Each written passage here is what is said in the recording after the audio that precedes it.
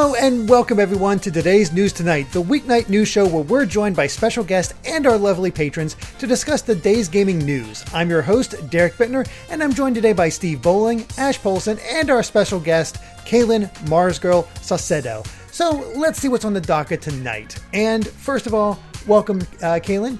You did our Yakuza Like a Dragon review for us and turned out beautifully, if I must say.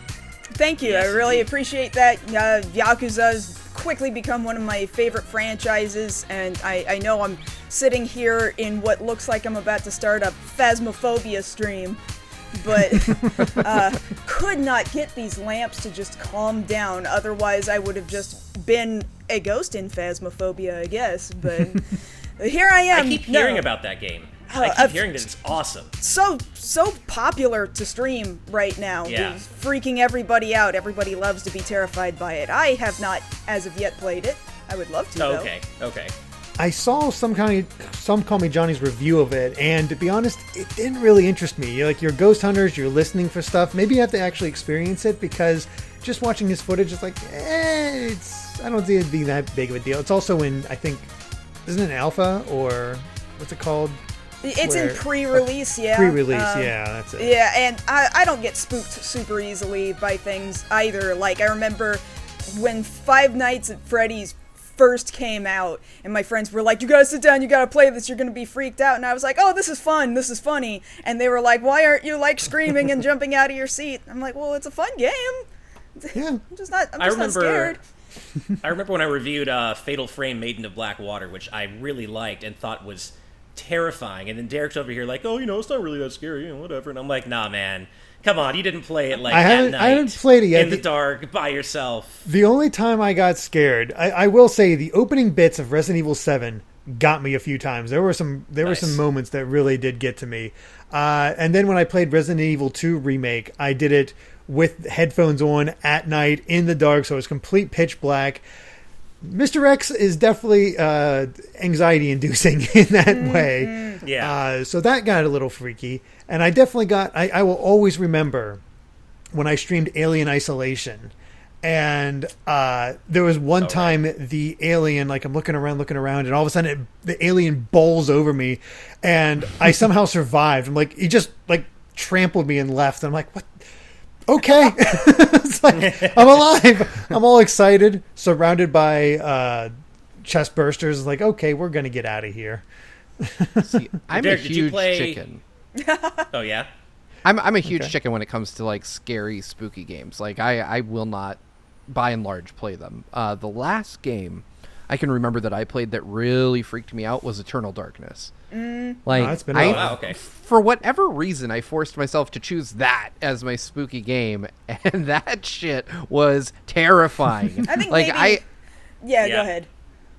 No, I was just gonna say it like screws with your head really bad. Like, I remember, what was it? It had one where it like pretended to delete your whole memory card. Right. And it that got would me. Like, upset me. Yeah. I did not pick up on it. I was like, no, like freaking out.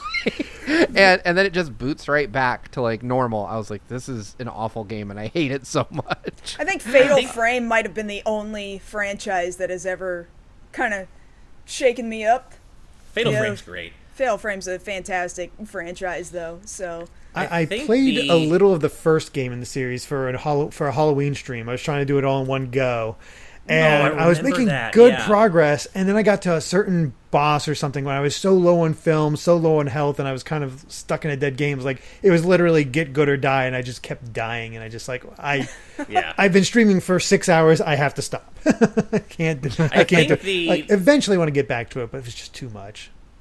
I think the most scared I've ever been in a game ever is Silent Hill 3. I love Silent Hill, period. But Silent Hill 3, because anybody who's played the game knows exactly what I'm talking about. But there's a certain room later in the game that has a mirror in it. It's like a giant mirror, and the door locks behind you for no reason when you go inside. When you go inside the room, you try to go back out. You can't go out for no reason.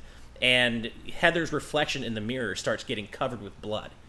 And eventually her reflection stops moving and just stares at you. Yeah. And you can't get out of the room until the very end if you have to keep trying the door, and eventually the game will just let you out. But if you stay in the room, you die. It scared the living hell out of me. Oh, so good. I love Silent Hill. not played a Silent Hill, but that sounds interesting. I've been curious to dip my toe into that series. I just haven't had a chance. I've watched. You really need to play the first 3 games. Fair. Yeah, I've watched my brother play those games. He's really deeply into Silent Hill, and I gotta say, like, even just watching it, I'm like, God, that is a spooky damn game. Like, I enjoyed watching someone else play them because it gave me that layer of separation I needed from having a damn heart attack. But I want to bring it back to the point you were making a while ago, Derek. I feel like I can look at a game and kind of get a feel for if I'm going to want to play it or not without playing it. Like, I can discern what my level of interest will be pretty quickly with most games. There are very few where going hands-on completely changes my initial impression. Like, that's fair. And so I kind of think it's a valid point to like see a game and be like, yeah, probably not for me, and just kind of glaze over it. Yeah, I'd be interested to see what you think of it if you do pick it up. But for me, that kind of first impression, by and large, is the right one for me. Yeah, same. The one time I remember having a really good first impression from a demo, and then I never played the full version because every review that came out of it is like, this is terrible. But there was some game where you're, I think it's called Murder Soul Suspect, SOUL. Oh, yeah. Yeah. And I really enjoyed the demo. It was like, oh, cool, you're a detective, you're going through walls, there's this nice clue system. That was a really good demo. And then the game came out and it was like, no, this is crap. It's basically you get one cool moment and then that's about it. So they basically showed the one cool thing and it's just repetition. Wow. Didn't really do that good. So I'm like, oh well. Worth a shot. I think the game sold horribly too. I think Square Enix took a huge loss on it. Yeah, I think so. Oh well. Everybody like it's like a 3D version of Ghost Trick. But Ghost Trick's way better. Oh right, Ghost Trick, yeah. Speaking of things that need to I get know what Ghost Trick is. Oh, Steve. If that ever gets ported, it's on phones, but it's from the creator of Ace Attorney. And you play basically a dead guy trying to solve his own murder, but you have to use like poltergeist techniques in order to get people to notice the things you notice. That sounds cool. Pretty fun. I've never played an Ace Attorney game either, though. So I feel like I have a lot of like essential gaming to catch up on. It's like a just visual novel kind of poking around, and then you stumble upon clues and things you can trigger from time to time. Okay. Yeah. Ace Attorney is great, but you definitely, like with any visual novel, I think you need to be in the right mood for that kind of game. Because it's a lot of reading. There's not a lot of, there's not really no action. It's just reading and examining and investigating, which is awesome, but you have to be in the mood for it. Yeah. The dialogue carries it forward, and that's definitely... Oh, it's so good. The dialogue in Ace Attorney is just... Plus, both Ace Attorney and Ghost Trick have a really cute dog, and that automatically... Well, it's based off the... there's a director or producer is the dog. Like, his dog shows up in every game. Like, I love it. Isn't it his name's Bullet, right? Yeah. Oh, what a great name for a dog. Right. Just a tiny little Shiba Inu that's a Missile. Thank you, Azrael. Missile. It's Missile, right. That's awesome. Even better, right? But yeah, that's why I made sure to get Tim's dog in the thumb for today's news tonight. I was like, nah. He brought his adorable little Pom, right? Yeah, on Pomeranian. the stream. I was like, okay, yeah, we gotta have that in the thumb. Well, let's go ahead and jump into our news topics for the week. And first off, Nintendo and LEGO have revealed even more expansion sets for their Mario series. We got new playsets, we got new power-ups, like I think the penguin suit's in there, the raccoon or the Tanuki suit, and some new, I think, enemies as well. And I mean, there's not much for me to say, honestly, because it's like cool, great playset for kids. It's not the type of Legos I care about. Same. It looks like it's got a lot of NFC chip kind of interactive. Have there been any other Lego sets that have used a lot of NFC technology? I can't think of any off the top of my head. So that's good old Nintendo being good old innovative Nintendo. Definitely good for families, but I don't do a lot of Legoing myself, Same. Yeah. I gotta say, this Lego Mario looks kind of terrifying. Like, it's actually you haven't seen it before? looking. Oh, you should I haven't seen the actual Mario. I've seen the sets, but I haven't seen the actual Mario You should see him when he's this turned thing's off, because he terrifying. has black soulless eyes. It's horrible. I've got a fun story about Lego Mario. Oh boy. So if you don't Nice. know, I did the Game Explain review of the Lego NES.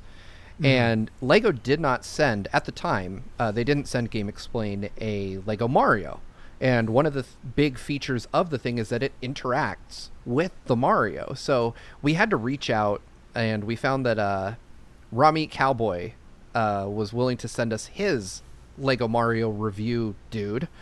And I broke it, like, immediately. Oh no. I didn't break it, but it said I had to download the app to use it, and it was like, hey, there's a firmware update for Lego Mario, and I was like, oh, okay, like I guess I have to do this, and then my phone just shut off as it was updating Mario's firmware. So he was straight busted. Oh, was he Like, bricked? Did you brick Mario? I kind of sort of did. Like, his eyes became his mouth, and his mouth was just random power-up items, and I was like, well, he looks like he's from hell now.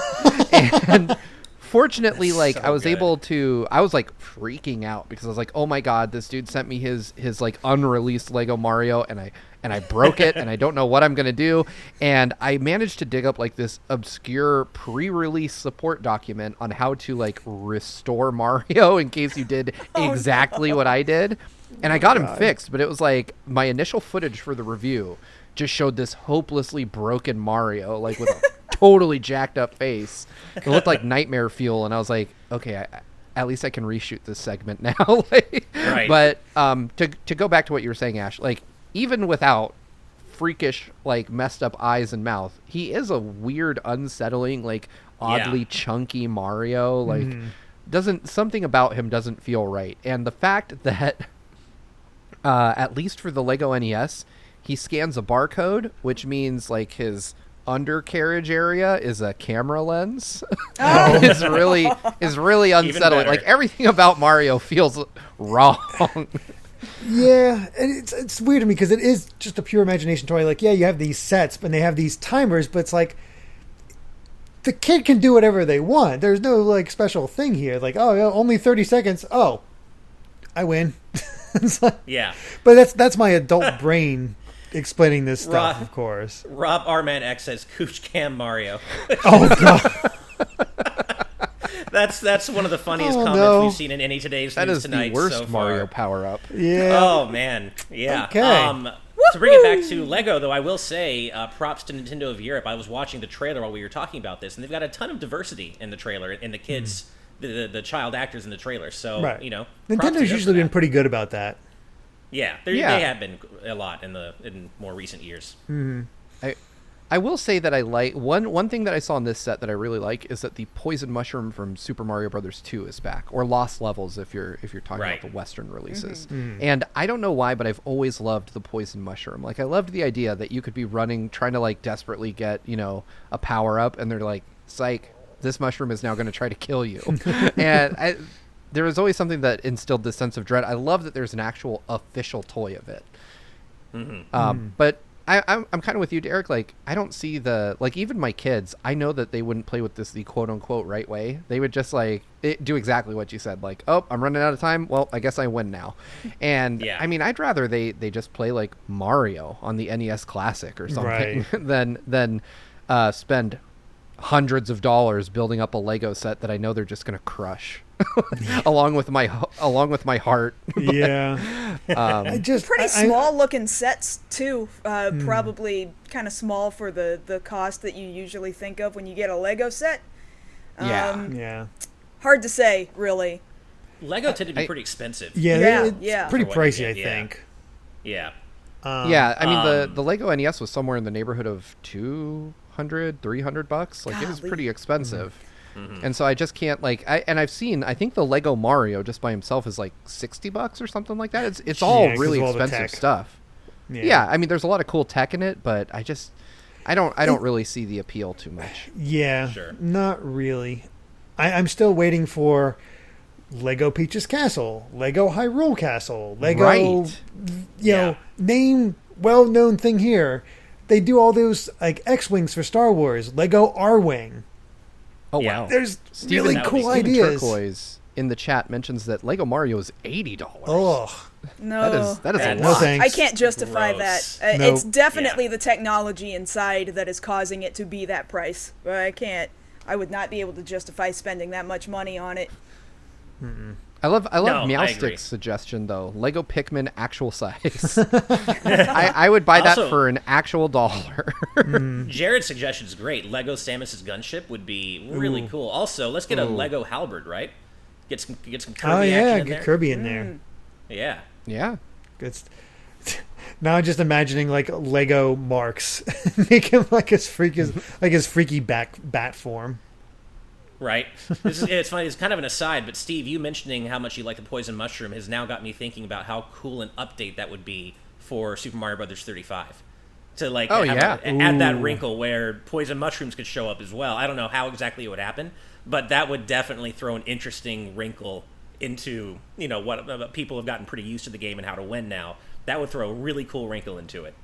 Agreed. That'd be really cool. Yeah. But yeah, let's go ahead and continue on because I'm all Legoed out. And honestly, this next story, I considered not covering it, but then I remembered Kaylyn was on here, going to be on the show today. And like, this is a Kaylyn story because Square Enix has started another The World Ends With You countdown. I love how much they've been teasing.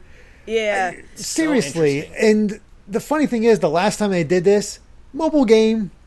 Yeah. That's all it is. A lot of people think it might be like a countdown to a PC release since it came out on Switch. I think that's the most common idea here, because the anime. I think they put out the first episode as a preview, and the anime itself doesn't start until next year. Correct? Right. Yeah. Yeah. Which So there was Those look pretty good. there was another tease like back in October or something like that. Tetsuya Nomura is such a just Square Enix's troll, but like he teased something back in October, and it's just such a bummer because I genuinely enjoy The World Ends With You, and there's not a lot of things that maybe in the last 10 years that Tetsuya Nomura has touched that I get like really excited about.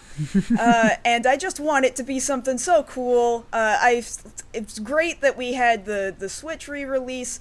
I guess a PC port would be pretty cool. If they had more news on the anime, that would be great. If there was a new game in the franchise, that'd be super cool. Not counting on it. Very much not counting on it. I got the Switch version. I'm pretty sure I played the epilogue, but I don't know if I finished it or not because wasn't that supposed to, like, people talking about that being a sequel bait or something like that? Yeah, I it was a tease. It's a real tease. I mean, it could be a sequel. I think the last countdown has certainly taught people not to get their hopes up, but I wouldn't completely write the possibility of this being a sequel off the table. I think it's possible. I personally agree with our executive producer Rob Arman X in the chat, who says, "I'm assuming it'll be another anime trailer, which is cool, but you know." Yeah. And I kind of agree. We know an anime is coming next year, like Kaylyn said, so it would make sense in late November for them to offer an update on the anime. I'd agree. I think with that. that's kind of the move that makes sense here, and is usually Occam's razor. Simplest explanation is the most likely. So. True.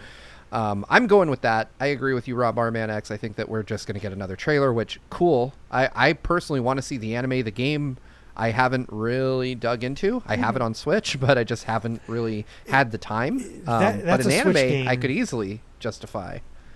That's a Switch game I recommend highly playing in handheld mode. I usually play on TV, but just with the control scheme they have, like, you can make it work, but only certain powers work well on the controller. The game was always intended to be handheld, 3DS, so I think it loans itself to handheld mode very, very well. Yeah, I remember demoing The World Ends With You on Switch at Apex at some point in time, and I remember the person running the demo being like, we wish we could let you play this in handheld mode. That's how we recommend playing it, but you're here to capture footage, so you're not going to do that. Yeah, I remember having to do that when I was reviewing the game, and I'm like, well, I'll just suffer through this, hopefully get enough that I can, and then immediately to handheld mode, and was doing so much better. If it is a sequel, or if there ever is a sequel, I hope they do something really clever with the name, like The World Ends With You 2, or The World Ends With 2. I don't know. But there's so many possibilities for clever wordplay in the sequel to this game, so I hope they do something fun with it. Don't have another missed opportunity like Splatoon that they never ran with. Oh my god. That still kills me. So, yeah. Isn't it called Into Wonderful World or Into a Wonderful Life in Japanese? I don't think so. Gosh, I think it's a wonderful world. Google. I think Evernight Studio just confirmed it's a wonderful world. It's a Wonderful World, yeah. I thought so. I remember that being in the pre-release, and then they released it as The World Ends With You. And both make sense the way, I can point to the exact line where they, title drop. It's like, I can see them saying It's a Wonderful World. But The World Ends With You is much more attention-grabbing, I'd say. And right. There's love for the project because they ended up in Kingdom Hearts. They put their music tracks in Kingdom Hearts. Oh, that made me super excited. When I got to that part of the game, I was just freaking out. Like, we're acknowledging this franchise in here. Made me super happy. I'm so excited to get to that part in Melody of Memory. Yeah. I haven't yet, but I'm really excited to get to the whole Dream Drop Distance chapter of Melody of Memory. Yeah. And like I said, there's not many like Tetsuya Nomura things that I get real excited about. I used to get super excited about Kingdom Hearts, and I don't nearly as much as I used to anymore. Or projects that Nomura worked on, like Final Fantasy 15 for 80 bajillion years, and then he didn't do anything with until they had to finally get him on Kingdom Hearts 3. But World Ends With You is one that I would be super happy if they did just get another one out the door. If they ever made another The Bouncer, I would even say, what? Bouncer. Go to town, because nobody thinks about that game. Nobody thinks about that game, but you could do whatever you wanted with it. People really are saying Kingdom Hearts 3 just characters are flying all over the place and doing whatever. It's kind of a visual mess. But if you did that with the Bouncer, nobody would care. There wouldn't be a single angry person. Bring back the ragdolls. Yeah. Bring back the ragdolls. It'd be hilarious. Oh my god. For some reason, the characters' names are ingrained in my memory, and just hearing the announcers say them, like Kolefo, Sion Barzad. I don't even like the game that much. But for some reason, it's just it is emblazoned in my brain. I only ever rented it when I first got my PS2, but it's never left my head. Like, I don't think about it too much, but whenever it's brought up, a good game. I remember it. It was just a PS2 around launch. Somewhere around launch, generally around launch. It was Squaresoft's first PS2 drop, and it still looks pretty decent for a launch PS2 game. It does, actually. I mean, that's Square for you. Kaylyn, I want to go back to what you were saying about Tetsuya Nomura, because you made some really good points there. Yeah. I used to be, much like you, I used to be a huge fan of anything he touched. Right. And I still really love Kingdom Hearts, but he's just taken too long, too many times to not quite deliver on things he's maybe promised for me to still be that excited. Like, exactly, yes. I still feel so burned by the ending of Kingdom Hearts 3 after how long we had to wait for it.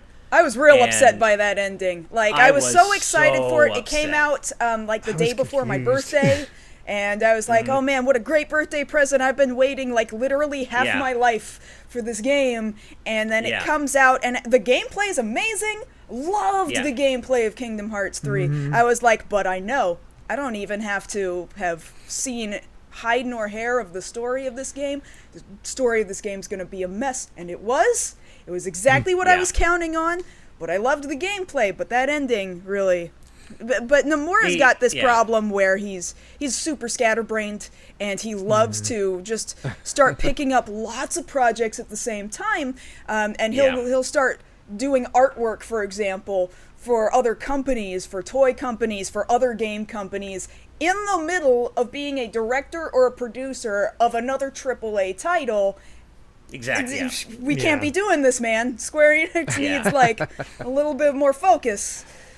I'll never forget, my wife was sitting next to me when I finished Kingdom Hearts 3, and when the thing happens, she has, of course, we've been together for like 12 years. She knows how much I love Kingdom Hearts, and she knows how much I love Sora.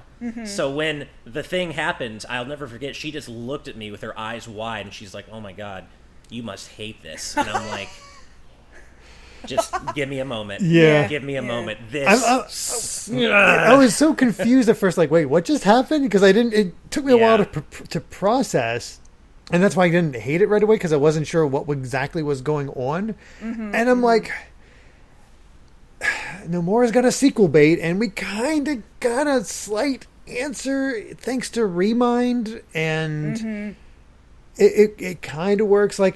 But as a Kingdom Hearts fan, I've also learned to accept any kind of bullshit they send my way. It's like, all right, sure. Right.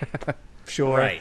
I'm actually really shocked starting up Melody of Memory and having no setup whatsoever. It's just like, all right, here's recap. Oh, okay. Yeah.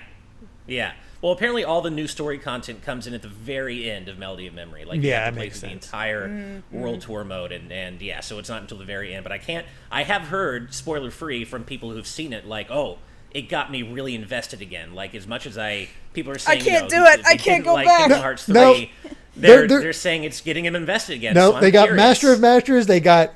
I'm sorry. I've loved Zigbar basically ever since Birth by Sleep with Braig, and I'm like, I just fell in love with that character, and like the promise of more of him. I'm like, yes, and who knows how. Like, I watched somebody summarize the events of what's going on in. What is it, Unchained Key, or whatever they call the mobile title now? I haven't looked at the Dark Road stuff.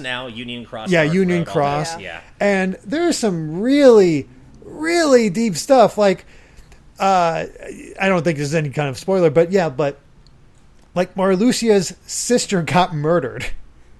Right. In the Keyblade War or something like that. Into that. Yeah. And it's like, what? Yeah. Yeah. Steve, we got to get you playing Kingdom Hearts, man. I know. You're looking at us like we're crazy, well, we are. What the hell? This is getting deep. Never forget there is a fake Sora in a computer somewhere, but he's a real thing, but he's not. He has a real heart. Data Sora. Yeah. I love how just batshit crazy Kingdom Hearts can get. I am kind of grateful that Kingdom Hearts 3 explained replicas at least a little bit. It's like, okay, this now it kind of clicks for me. Hold up. As someone who's on the outside of this, I have to ask, what is crazier, Kingdom Hearts lore or Metal Gear lore? Oh, that gets compared all the time. Oh, that's rough. I would say they're equally crazy in different ways. Yeah, a weird ass story to surpass Metal Gear. Yeah. Exactly. The difference Kingdom is Hearts Metal Gear philosophizes. Kingdom Hearts is just pure shonen BS. And total fantasy, and when you're continuously making up new fantasy, and every time you state a new sentence, it like overwrites the sentence that came before it, that's where Kingdom Hearts really... You thought it was like this, but it wasn't like this at all. The interpretation of what Kingdom Hearts actually is changes from game to game, at least because I thought it was the door at the end of the original Kingdom Hearts. That's what I was like, oh, okay, that's Kingdom Hearts. The light came out. But no, it's like beyond the door, and now it's the moon that was in that. But that's not the real Kingdom Hearts. That was a fake Kingdom Hearts. We got to get the that was an Clash in order to get the real one, which looks pretty similar to what the fake one was. But are you saying Kingdom Hearts is the friends we made along the way? Because if they would just simplify it to that, I think everyone would believe it. If he would just say that. You know what series' lore is even crazier than both Kingdom Hearts and Metal Gear, though? Donkey Kong, obviously, the great game lore. Anybody? Yeah. I honestly thought you were going to say Nier, because I've watched, I think I said this before, Clem's videos on how Drakengard goes into Nier and how those all work together, and it's like, that's a crazy timeline, but it's Yoko Taro, so it gets a pass because it's just that insane.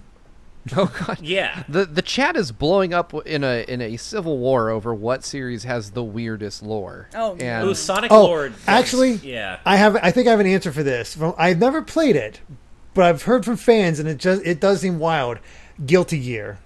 Guilty Gear Oh probably yeah, has somebody the heard. mentioned I have Guilty Gear. heard. I don't know what the hell is going on in Guilty Gear, and I've been playing it since 1999. I'm So- just gonna continue to believe that Guilty Gear is nothing more than a fighting game, and just not gonna bother trying to understand it further. Yeah. Oh gosh. Well, let's continue on because that was a Square Enix, man. My bad. No. It's all cool. No, it's great. I'll talk Kingdom Hearts forever. Oh yeah, of course.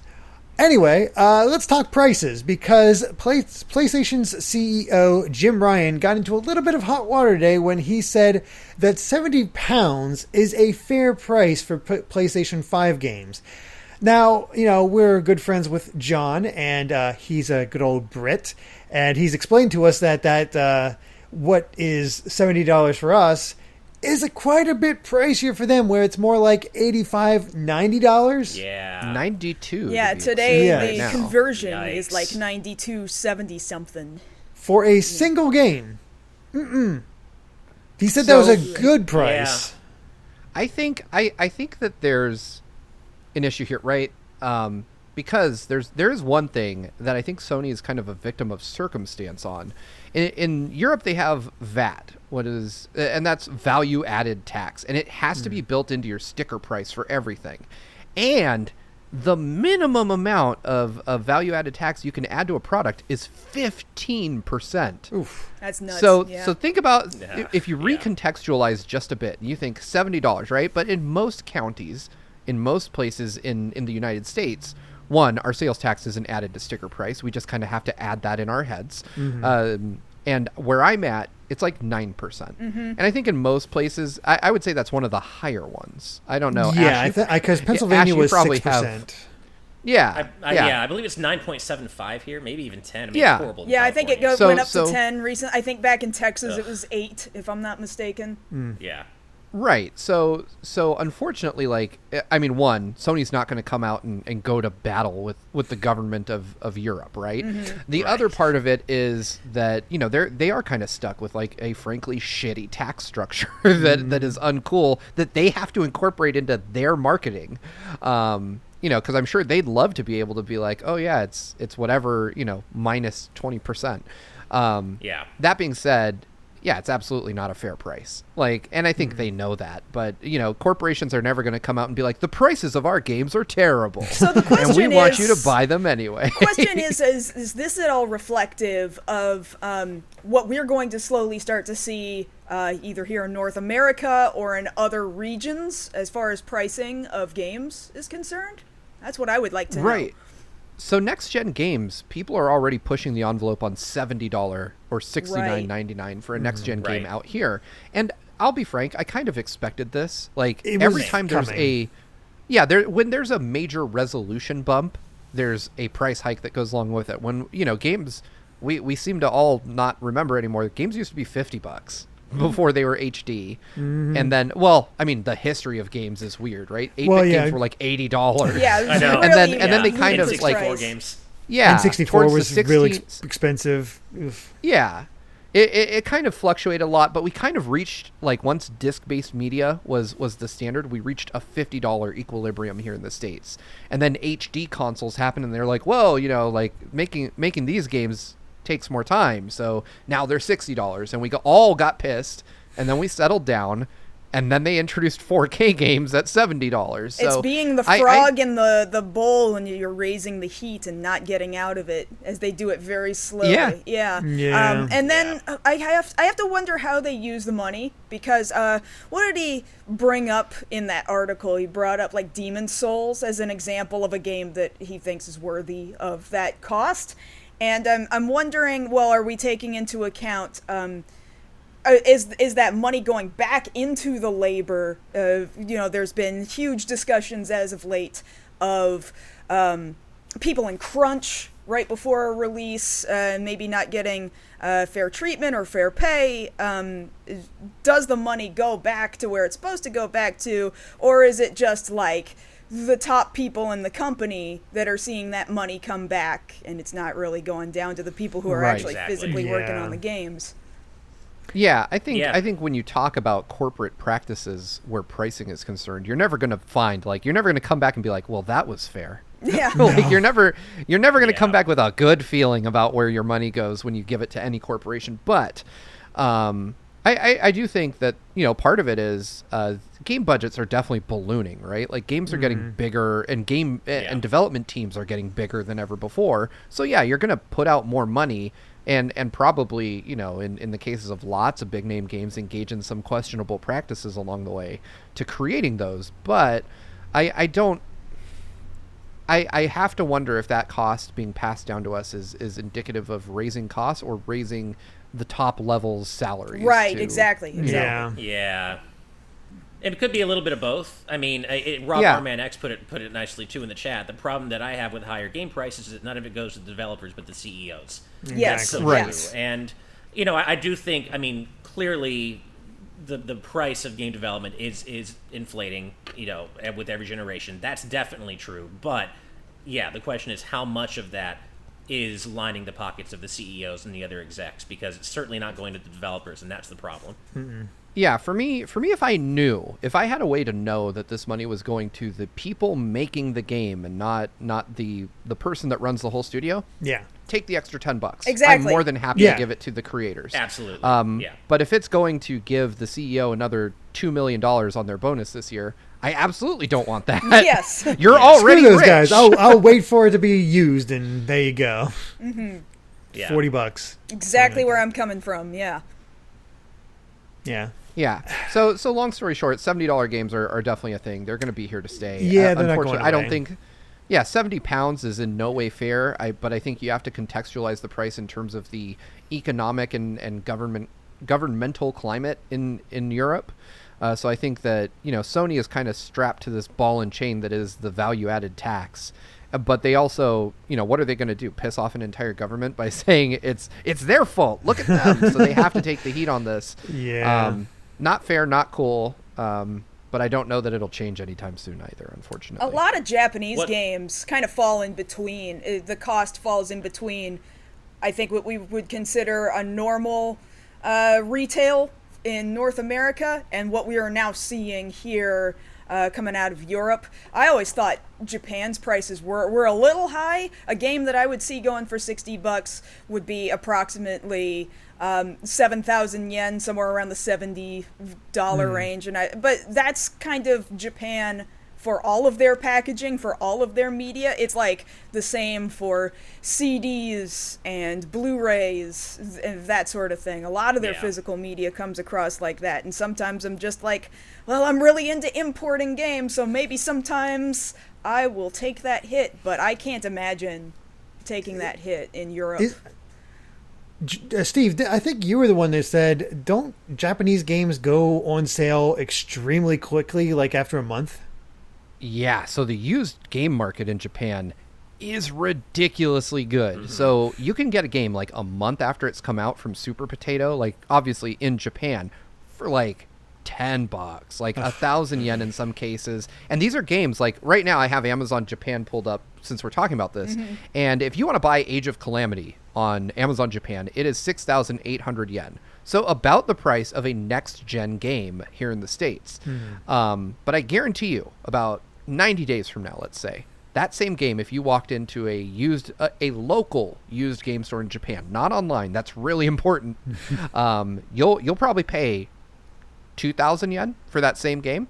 That's because wild. the Yeah, it's used true. game market, Wow. like once you're done with a game and you turn it in, they sell them used for just pennies on the dollar. Yeah, It's ridiculous. because Like that culture is that the game comes out, you get it launch day, and then you marathon the ever-loving hell out of that game, and you immediately turn it around and sell it back. Immediately. And so many people do this.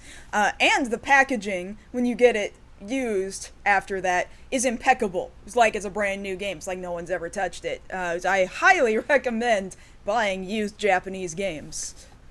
If I It is could pretty read the wild language. just how- Yeah. So and it's especially wild. Oh, go ahead, Steve.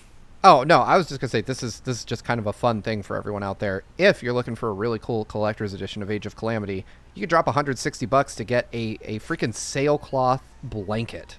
Like, That's You good. gotta love that. Yeah. But yeah, I picked up a used copy of Shenmue 2, like maybe a few years ago, like 5 years ago, a Japanese used copy. It was 500 yen. Yep. And it looks like a brand new game. Mm-hmm. Wow. Like same, yeah. No, that's what I was going to say. Like, especially the retro used game market in Japan is so wildly different from what we have here. I mean, the first time I went to Super Potato years ago, I remember seeing like a new in-box copy of Chrono Trigger, and I'm like, well, that's just going to be so expensive because I didn't know at the time, and it was like 1,200 yen. Yeah, I did the exact same thing. $12. Yeah, it's like for here, in the U.S., that would go for 100 at least, 150, 200, Yeah. It's crazy. I was able to get all 6 NES Rockman games for like 10 to 1,500 yen a piece. there it is, guys. Yeah. You know what that was? Oh yeah, right. The obligatory Mega Man mention of the That episode. wasn't even intentional, but I'll take it. Yeah.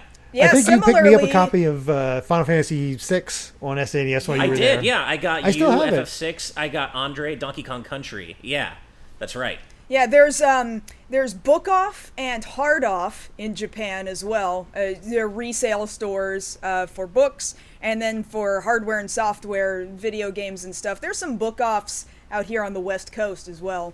And I think in Hawaii, it's just this Japanese resale chain. And when I was in Japan, I got all of the Sakura Taisen, the Sakura Wars games. Nice.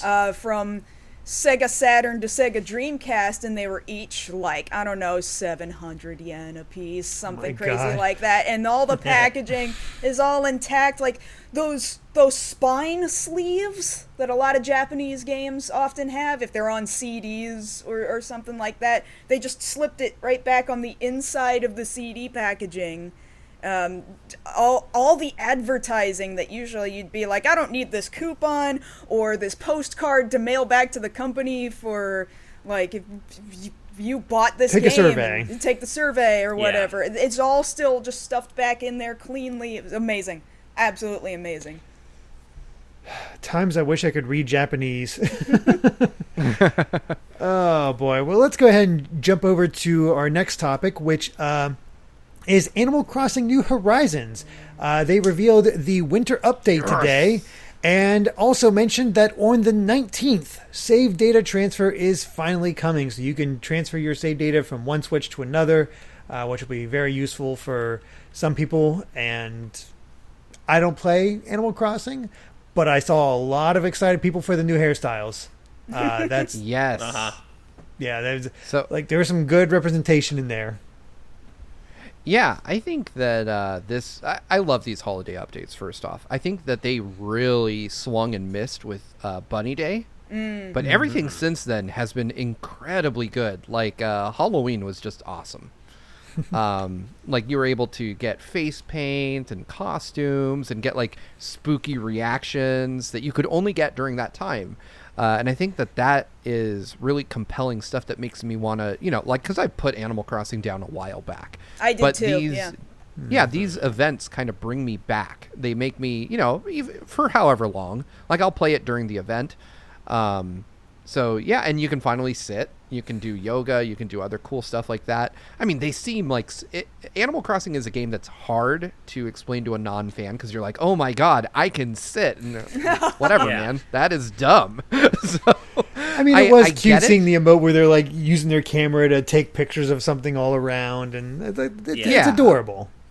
It really is, and really one of the things for me, and this is getting a little personal about this update, but I'm so excited to have this update coming out now because for those of you that don't know, like I separated from my children's mother last year, or not last year, but like 3 years ago, and I spent last Christmas without my kids, and that is a heartbreaking experience. That's to go rough, through. yeah. It was, and so. But also little kids go through so tremendous growth in a short period of time. Last Christmas, my oldest daughter, there's no way in hell she would have been able to play Animal Crossing because she couldn't really read. And, now she's an excellent reader. And this year I get to share this with her. I am so damned excited. Oh, that's so good. She's going to That'd be be at fun. home. Great. I We're going to love be that. able to play this together. And I just cannot wait to have those moments with her this holiday season. So this for me has just kind of an extra personal layer of hype to it. But For sure. I absolutely cannot wait to play this. Even aside from my own personal reasons, this to me is a very exciting update that I can't wait to check out. And I'm thrilled for kind of the more hairstyles, so people can be more represented in Animal Crossing. Like, you can finally be bald in Animal Crossing, which it seems really weird that wasn't a choice before. So really, all in all, yeah, great vibes off this update for me. I get that. No, I mean, that's really cool. Yeah. Go ahead, Kaylyn. Oh, it's just been such a long time since I picked up Animal Crossing at launch, and I was like, yeah, I'm gonna get on this along with everybody else, and I only ever traveled to a couple of friends' islands, and I bet you everything on my island is completely overgrown at this point. But maybe now's the time I should be jumping right back into it and clean the place up and see all the updates. Unfortunately, what I want to do. Oh, sorry. Go ahead. Oh no, I was gonna say. I picked up New Horizons because Amy was playing it. It was like, okay, this is the chance to. I haven't really played it before. She was streaming it a bit. It's like, okay, this looks cute. I can have fun with her. That'd be fun. And then she started getting really sick, and unfortunately, the sickness from we don't know whether it was, COVID or just pregnancy stuff.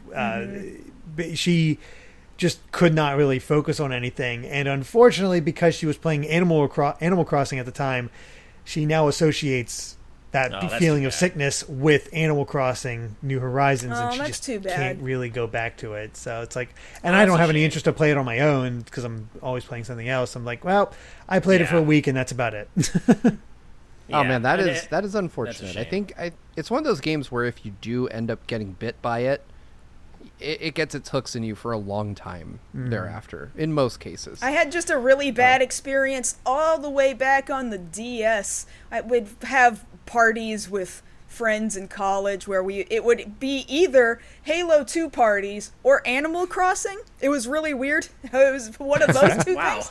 But we'd join each other's lobbies, and another friend would start to dig holes in my town, and then he'd cover them up with leaves or something, and I'd fall in, and he just did it all. Pitfalls. Yeah, he would just pitfall me all the time, and I was like, screw this, I don't want to play this anymore, and I didn't play for like an entire generation of Animal Crossing, and I came back to this. Oh man, that is some effective trolling. It was bad. Yeah. It was bad, but I really want to play with other people, and I didn't really have a lot of other people to play with when this one came out. And so I just kind of eventually didn't start picking it back up every morning like I did right when it launched. It just kind of slowly got pushed to the side. But maybe with this update. Real quick, Mark Cole in the chat says, Steve, would you play again if they finally brought back Rover? Hell yes. Rover is my dude, and he has been missing in action except for like a brief appearance. Absolutely. If I could get him as a villager, I would grind until he lived on my island. Nice. So yes, 100%. If they bring him back, I will stream my attempts to get him to come live there. You know what? I also kind of want to. We'll take the temperature in the chat, but maybe for this holiday season, for our patrons only, maybe I'll do gift deliveries in Animal Crossing. So if you guys want me to pop by your island somewhere around the holiday season and drop you off a gift, let me know, and maybe we'll do that on our Discord or directly on Patreon.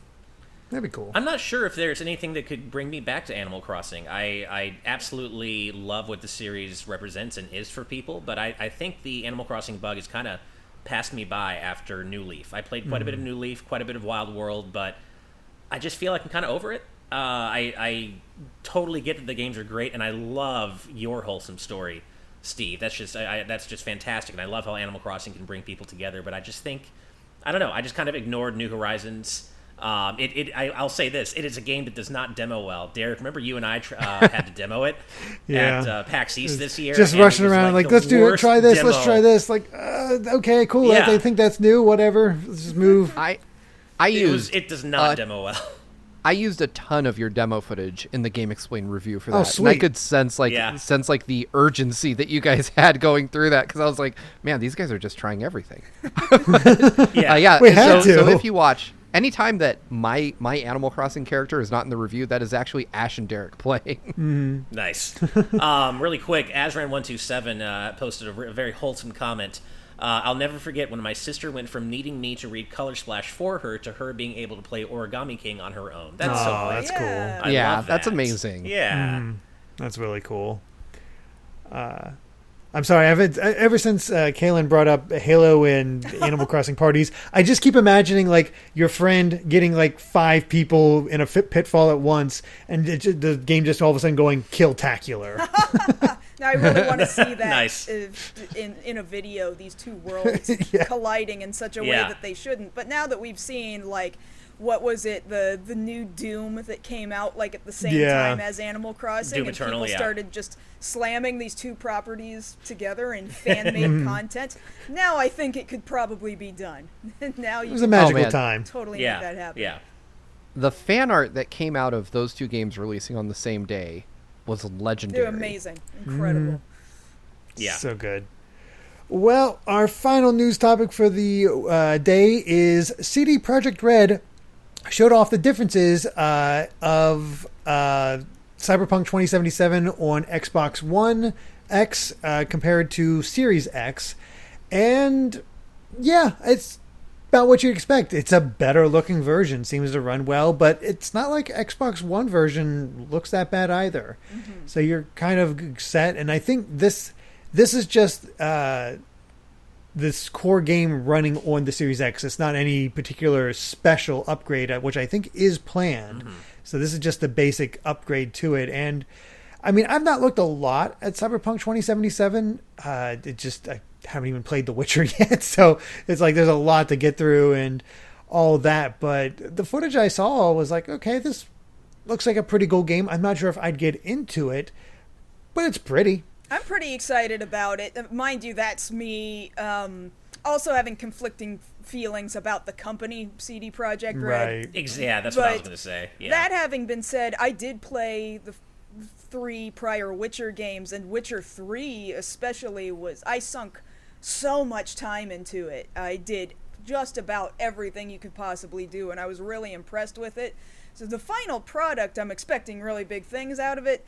And then I'm kind of not gonna lie to you, Keanu Reeves sold me when he stepped out he's on very good at that. that stage at E3, and he kind of sold me on getting an Xbox in the first place. So there I slapped down this money on an Xbox One, and then the next year I'm like, they announced a new console, and then I got get the next one, and now I'm really not using the Xbox One.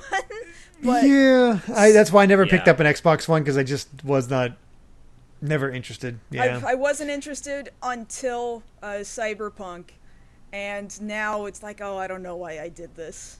but I am somewhat impressed with lighting, and of course load times is probably, to me, even more important than lighting, textures, and stuff like that. Being able to play the game more quickly and efficiently is perhaps more important to me.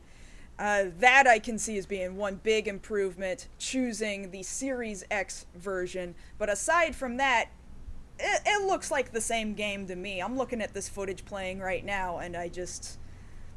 Okay, like if I only had great regardless. Yeah, if I only had the Xbox One X and I didn't have the Series X, my heart wouldn't be broken, I don't think. Yeah. Yeah, I mean, I think we need to be careful not to get into, and I don't mean we specifically, but just in general gaming discourse. We should try to be careful not to fall into the trap of being like, oh man, Xbox One X, that looks terrible now compared to next gen. I mean, I'm looking at this footage right now, and the Xbox One X version looks fantastic. Obviously, the Series X, you can tell it looks, better. But I don't think just because we have these shiny next gen consoles that have, ray tracing and 4K, that's all awesome. But that doesn't automatically invalidate and make current generation games ugly. No. And it's so easy to fall into that kind of discourse. And but I think it's important not to do that, because the games that are still coming out now for PS4 and Xbox One and Switch, might I add, still look great. So, but of course, there is a definite quality differential with the next gen consoles. Developers have kind of learned how to utilize art direction better, I'd say. Like, you could definitely make it look better, but like Spyro Reignited looks fantastic, almost animation quality a lot of the times does. with its dragons, and the new Crash 4 looked amazing at times. Like it's they push these systems very far nowadays, and they're going to look better, but it's still like it's not going to be painful to go back to these games. That's for sure. Yeah, the thing for me, looking at this, I'm confused because, they mentioned at the end of that video that the next-gen version is not coming till next year, sometime. Nebulous 2021. But, I mean, there is a noticeable difference between the Series X and the One X footage. So are they showing us backwards compatibility, albeit with some weird improvements? Or is this the 2021 update that they're showing us? No, I think it's the former. Yeah, I agree, and the article that we linked to in our document shows that as well. But either way, like, I would not be offended to play either of these. I'm not going to be like, oh God, how dare you? Like, it's fine. It looks really good. So, I mean, we're going to review Cyberpunk on the channel. Fortunately, I can confirm that, but we don't have it. Calm down. But, I think really, if you're a graphics stickler, did they announce a PC? You'll get it on PC. Yeah. Oh, yeah. If you're a graphics stickler, you're getting this on PC. Yeah. Right. I am so... We touched on this yesterday, I believe, but I am so excited for the inevitable re-release of FF7 Remake Part 1 on Next Gen. Like, that... I still go back and look at that game, any part of it, other than when the texture glitches are happening, of course. It is such an incredible looking game. I mean, it is absolutely gorgeous, and it's obviously held back by the limitations of current gen, right? Yeah, some of those backdrops look a little like iffy at times. This was not my favorite game beginning to end, but I'm never gonna argue with you that it didn't look absolutely amazing, and that's 100% what I expect out of Square Enix, and Final Fantasy is an amazing looking game, regardless of how good the game is otherwise, but it looks amazing, and it should definitely go to PC. And Final Fantasy 15 had the same results once it dropped on PC. So. Right.